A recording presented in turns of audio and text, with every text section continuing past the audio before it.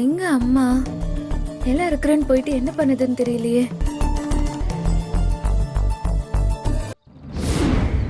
அம்மாவோட செருப்போட தானே ஏன் செருப்பை கட்டி போட்டேன். வீட்டுக்கு எதுவும் போயிருக்குமோ? வாங்க. போற பொண்ணு இவங்க நம்ம துளசியோட அம்மா. இருக்கும்மா. சம்மந்தியம்மா, என்ன பண்றீங்க நீங்க? அம்மோ சொல்லு. இல்ல, இவ யாரோ ஒரு பித்தலாட்டக்காரி. நிக்கிறீங்க. பித்தலாட்டம் பண்றான்னு உங்களுக்கு எப்படி தெரியும்? யாரு? என்னாச்சு? அம்மா உங்களுக்கு வணக்கம் சொல்றேன். சம்மந்தியம்மாக்கும் காஃபி. சரிங்கம்மா.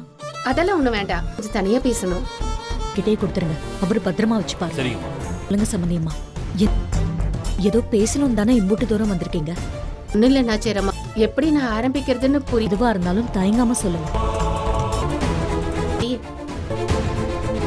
துளசி உங்ககிட்ட பேச வேண்டாம் தான் சொன்ன. துளசிக்கு கல்யாணம். அம்மா, துளசிக்கு கல்யாணம்னு ஏதோ சொன்னாங்க.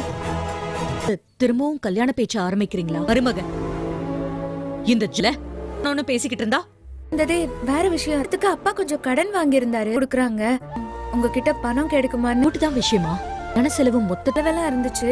கொஞ்சம் நகையமா. சங்கடப்படாம எவ்வளோன்னு சொல்லுங்க. நீ பேசாம இரு.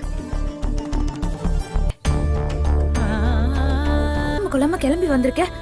நம்ம இப்பவும் கொஞ்சம் கூட இறங்கி வராம அவசரப்பட்டு நீ எதுவும் பேசிராத. பேசணும்னு நீ எப்படி பேசுவ?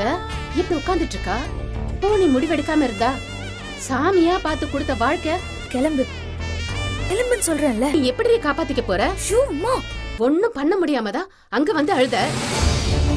பேசுனா கொஞ்சம் ஆறுதலா இருக்கும்னு தான் உன்னை தேடி வந்தேன். உங்ககிட்ட சின்ன தம்பி என் கழுத்துல தாலி கட்டிட்டாருன்னு சொன்னா என்ன ஆக விளையாட வந்திருக்கேன். போ.